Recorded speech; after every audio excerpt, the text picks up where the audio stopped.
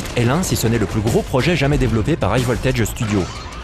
Habituée à répondre à des demandes d'éditeurs plutôt qu'à créer elle-même ses propres jeux, la société américaine a pour une fois pu donner libre cours à son imagination. Il en résulte un FPS plaisant, développé spécifiquement pour la Wii. Un choix de support qui pose question. La majorité du public, friand de ce type de jeu, semble en effet plus tourné vers les consoles HD.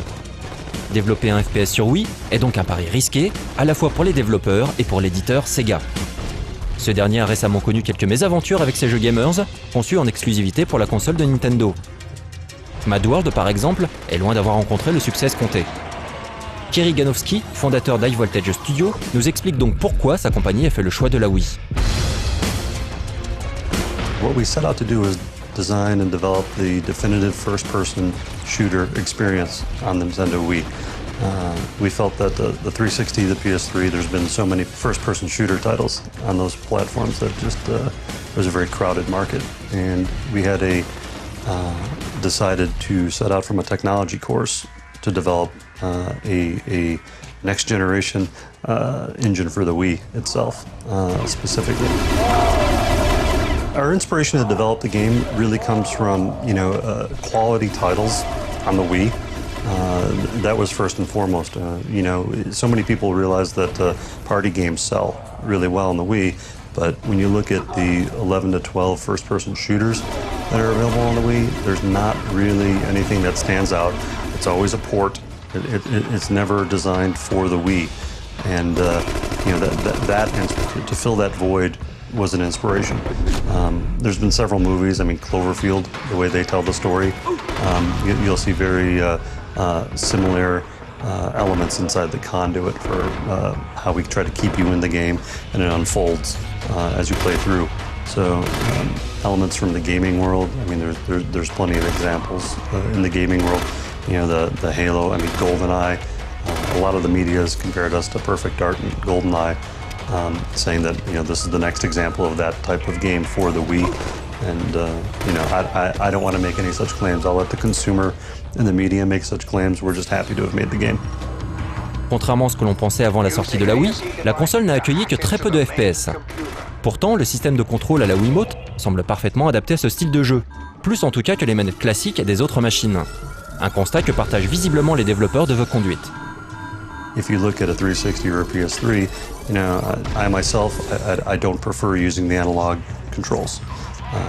I've always been first-person shooters. I've used my PC, and it just seemed very intuitive to Eric Knopfsinger, who's our chief creative officer, and I talked at length about using, the Wiimote and the nunchuck to actually control a first-person shooter. And depending on the design behind it, like the types of weapons and everything you could do to create, again, that definitive first-person shooter experience. And once you get hands-on, you'll realize the power of the system and the way we exploited it. And it's a very natural, elegant feeling. On se demande alors pourquoi les autres studios ne sont pas partis du même constat et n'ont pas pris plus tôt le risque de créer un FPS dédié à la Wii. I can't explain the decisions of other publishers or developers and how they want to make a product. It's a difficult thing to answer when, like you said, it just seems like it's a natural fit. And I think the Wii and certain people have tried to make it the lowest pole on the totem, or the lowest rung on the totem pole. And really what I think it is if you build it, they will come. If you make a quality piece of software, and Nintendo has shown that time after time after time on hardware console after hardware console, making a quality piece of quality piece of software sells. And that's what we set out to do with the Conduit. Outre des graphismes d'une qualité rare sur Wii, The Conduit dispose donc d'un gameplay spécialement conçu pour la console de Nintendo. L'utilisation du Wiimote et du Nunchuk a été au cœur de tous les débats au cours du développement du jeu. Et pour pallier les problèmes liés au placement des boutons, à tout ce qui concerne la zone de tir, High Voltage a mis en place un système de customisation très poussé.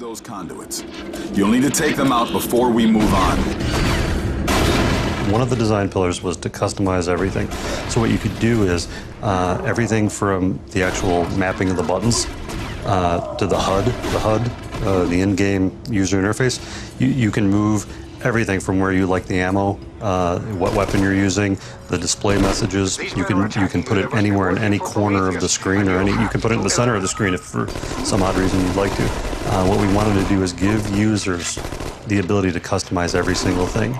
And from the dead zone, you can adjust the box horizontally and vertically to be as large or as small as you want. So if you're a very twitchy first-person shooter player, you could do that. Or for new players, new to the genre, and there's a lot of casual players on the Wii that might be interested in picking this title up. A larger box that makes it very easy and forgiving to play can be designed as well.